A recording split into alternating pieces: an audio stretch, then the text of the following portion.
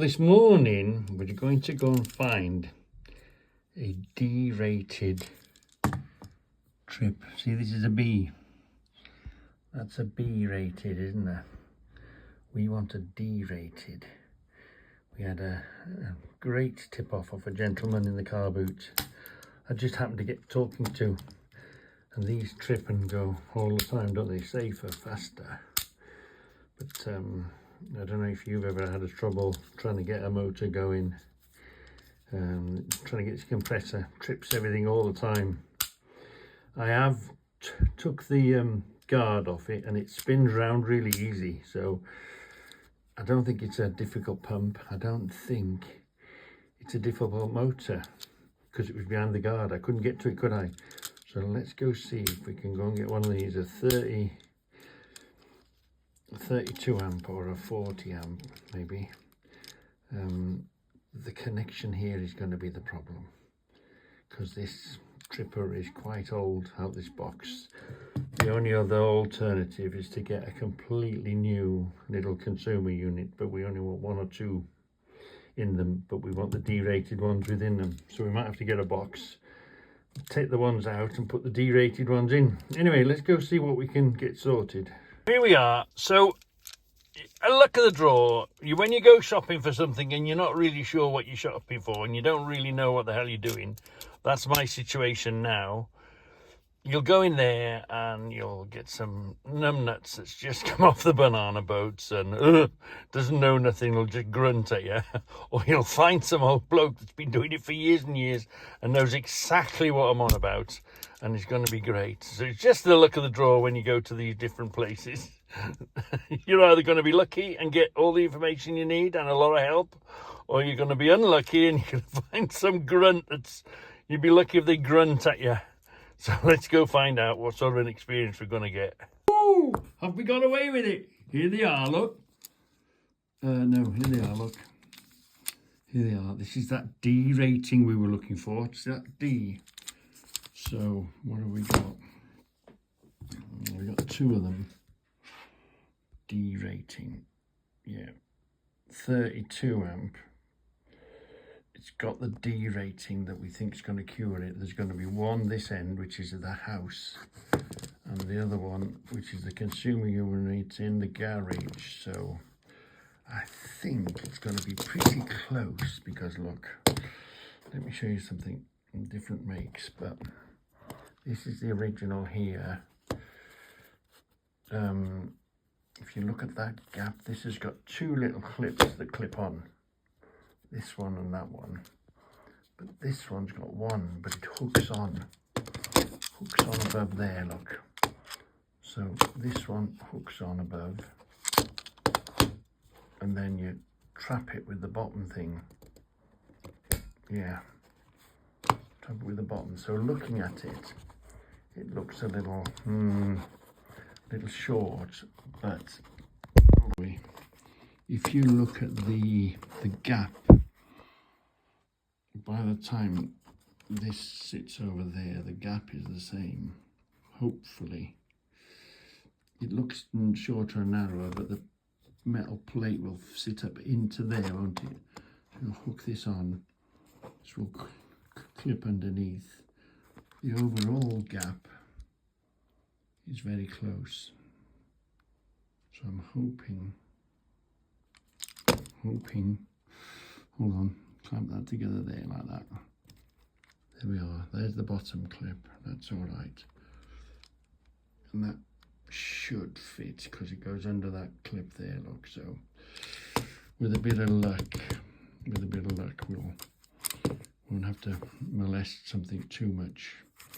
So anyway, one this end, one the other end. And they've got this, see, this was a B rating, all the others were an A and a B rating, weren't they? So this is what we were looking for, was that letter D. I didn't know whether to go for a 40 amp. So it was meant to be a 32, so let's try this first.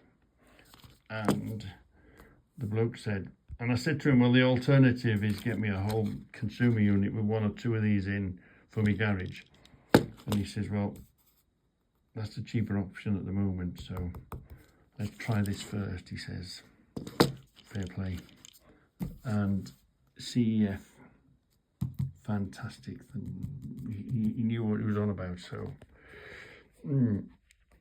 so fantastic.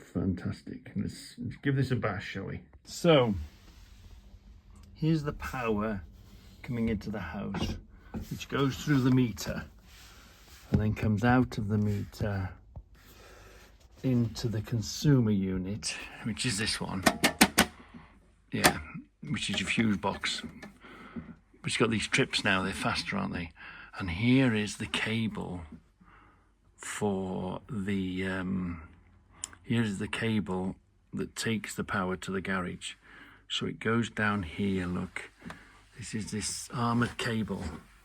It comes down here and goes out through the brick vent. So let's go the other side of the brick vent. Here it is, coming out the breather vent.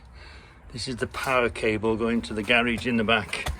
And it goes up here, look. It goes up here and comes along here. Do you remember we put the stone here just to make it look nice? There's the cable going there. And it goes in under there. And I'll show you where the other side of this is. So this is the back entrance to the house. This is the kitchen. That's the side of the house, look. Then it comes here and it goes under ducting under here. I think there was a manhole that we put here that wasn't a manhole, was a drain. It was just electric. So the electric comes in through the wall here, comes underneath here. When we did the patio, this was laid on top of it, and it goes up the side here, makes its way to the shed over there. So let's go over there to the shed. So here it is now, look, coming up out the ground and going in through the wall. So let's go the other side of the wall. So here is the cable coming through the other side of that wall. Comes up here, comes up and round, and it comes up the wall here, look. Comes out of there, comes up here, look, up there, and you see it, it's coming up here now. That's the cable, the armoured cable coming up, and then it goes from there, it goes in underneath into the fuse box up here. Yeah, so we tried, this is the 30 amp plug that we use. This is the power for here. It also comes out of there, powers this one up here. These are the back cameras on a trip. I think we should go and get another one of these, you know, separate. So we tried plugging it direct. We were going to put a plug on it just to try it, because it should work on a plug, but it's a bit more heavy duty. It was meant to go on a heavier plug. Anyway, we shoved it in there. That still didn't work, still tripped everything. So if I go and get another switch here separately, we can run it out of a little separate switch here somewhere, find a place on the wall or even lower down. Is it going to get knocked and damaged here? Oh, I don't know. But anyway, we're coming out of here into another switch, or even out of the box. Could go higher up, couldn't it? Oh, will that reach? The lead might not reach. It's got to be down here somewhere. Yeah, busy little wall, isn't it? So we've just got to get a CB. These are all B rated, look. So that lettering makes a difference. Let me go and get another big switch box. I took the fan off here, the grid, and this turns around ever so easy. So it's not like it's a seized electric motor.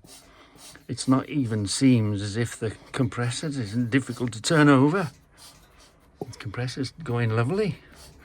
So I don't think at this point it's this one's fault. I think we just got to put the right electrics onto it. Anyway, progress so far, looking good. And the grid just pulled off. These just turned, you plug that in, turns out, and you can take the grid off the end of here to get to your belt. Easy job that is. And then we'll be able to hitch it over. I mean, once I've got it running, it just fits underneath. Once I get it running, I might be able to get it in there at an angle. Maybe. Yeah, take up the space it's meant to take up. I remember why I raised the other one to get it past. We measured to here, didn't we? So the roundness of that might have to come up, so the bulge goes in there, and also we've got space and the bulge goes in there. But first of all, let's get the damn thing running. Then we can make it disappear into there, can't we? The only other alternative is to run it this way. And I'm just going to have to put a leg and make a bit of a surface here to make it so that there's no garbage lands on it and affects it adversely. Yeah, and the feet are good, but the feet are jamming it. It's so difficult to move with these feet are on. Seem to grip the floor. But anyway, let's not worry about that. Oh, by the way, Scoutcrafter, you are right. This did turn up with no oil. This did turn up, no oil in the machine. So you have to buy compressor oil. Nick saved me, because Nick says, has he got oil in? The shop didn't tell me it didn't have oil. I mean, I expected I was just gonna get it, run it for 12 months, then maybe look at the oil level. Anyway, Nick says, has he got any oil in it? Do you need any compressor oil?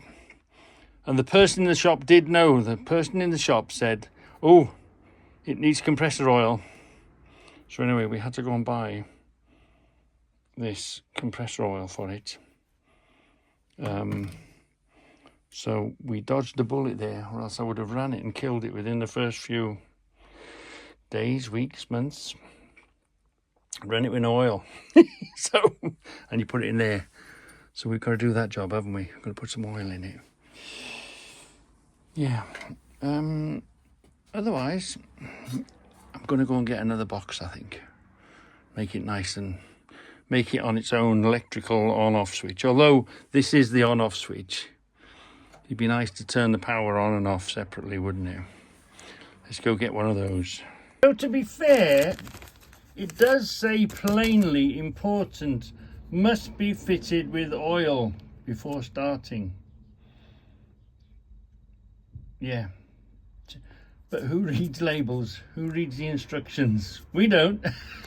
And I'm beginning to think now, compressor oil. Is this compressor oil the same oil I put on here? Is it clear oil? Or is it, and it's meant for the airlines? Or is it this meant to have engine oil in it? Oh, I better check that. I guess that's got to have petrol engine oil in, not compressor oil. Is this compressor oil the clear stuff that you put in your airlines? Whilst we're here, let's have a look what this motor says. Not that I understand what the hell it says, but you lot might understand what it says. Let's have a look. Single phase, yeah, that's all right. Kilowatt, yeah, the volts is okay. What's that? I don't know. Revs, yeah. Hertz, I don't know, whatever that is. Does it say 30 amp? 25, first of 25. It's January the motor was made. I wonder.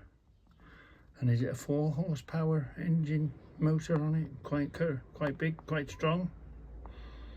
Yeah. Anyway, that's all that's on the motor. Always drain the air tank after each day's use. That doesn't happen. Anyway, yeah, look. When was this tank made? Yeah, dispense, right, yeah. Pressure 10 bar.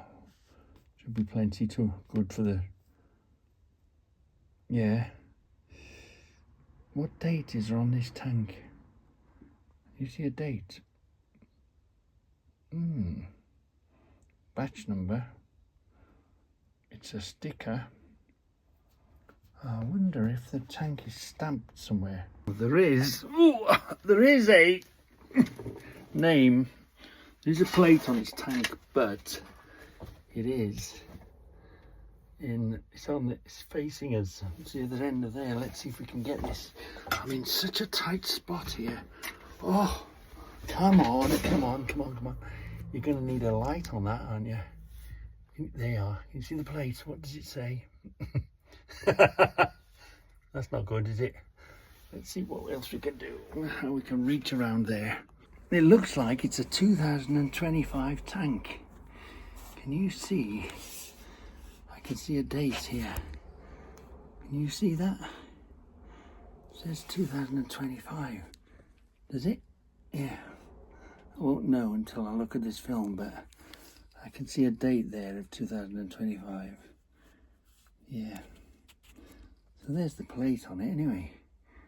I'm glad it's not just a sticker on this tank. So, I'm looking at this oil. It's looking very sort of clear oil. Hold on. That don't look like. Is it hydraulic? Look, it's a clear oil. So this could be airline oil. Let's have a dribble. Look, oh no, it's this sort of oily looking, isn't it? It's very thin oil, ever so thin oil. Ooh, so let's compare it with some. I've got some compressor oil. Hold on. So this is the oil. Hold on. Let's have you the right way up. This is the oil that I've used. It's not in the right container. I already know that. So it's not this. So this is the oil I use for my airline. And it's very clear. It's very clear oil. I don't use much at all. Not as if I use the things all the time, but look. Put that in there. Give it a little dribble. That's really clear oil, isn't it? And it's less oily. Still oily, but less oily than oil, engine oil or anything like that. Oh, I wonder. So let me tell you a funny story, because they're probably going to go back and tell their wives this idiot came into the shop today. Anyway, I went to the shop, CEF, really nice people out there. Said, I want a nice fancy on-off switch, a big on-off switch, big round thing that you twist. What ampage, he says. I says, I don't know.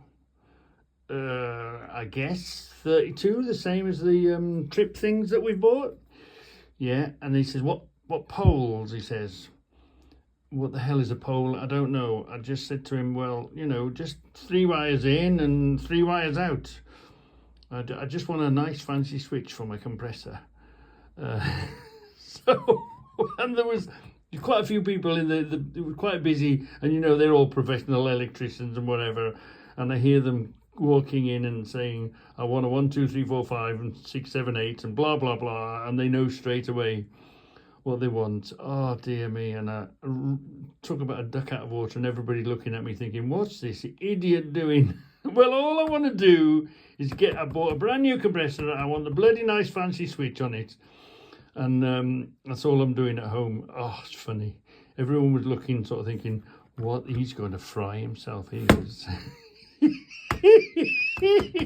I'm only doing my best. All I want is to get my bloody compressor going and have a nice fancy big red on and off switch for it. I don't know what they think. What's that idiot up to? They're probably thinking.